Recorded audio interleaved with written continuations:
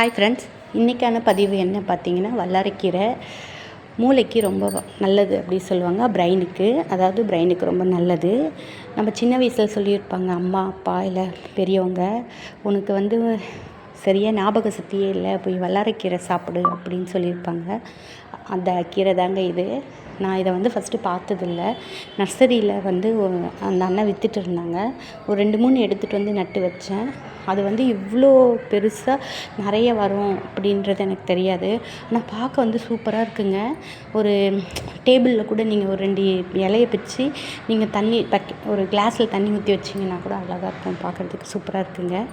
இது first time நான் வச்சுருக்கேன். இன்னும் ஒரு வாட்டி கூட அறுவடை பண்ணி சாப்பிடல. ஒரு 2-3 நாள் கழித்து மழை பெஞ்சிட்டே இருக்கிறதால சரி வேணாம் அப்படின்னு விட்டு வச்சுருக்கேன்.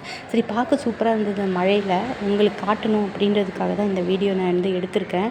பாருங்கள் எப்படி க்ரீனாக இருக்குது பாருங்கள், அவ்வளோ அழகாக இருக்குது பார்க்க. பச்சை பசேல்னு சொல்லுவாங்க இல்லையா, அது மாதிரி பச்சை பசேல்னு இருக்குது.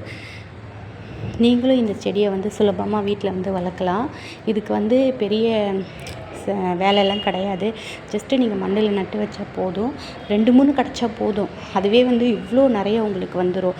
ஜஸ்ட்டு நீங்கள் அறுவடை பண்ண எல்லாத்தையும் கட் பண்ணி வீட்டில் செய்ய கடைய அடுத்தது உங்களுக்கு கிடச்சிட்டே இருக்கும். அவ்வளோதான் ஃப்ரெண்ட்ஸ், இன்றைக்கி பதிவு. தேங்க்யூ.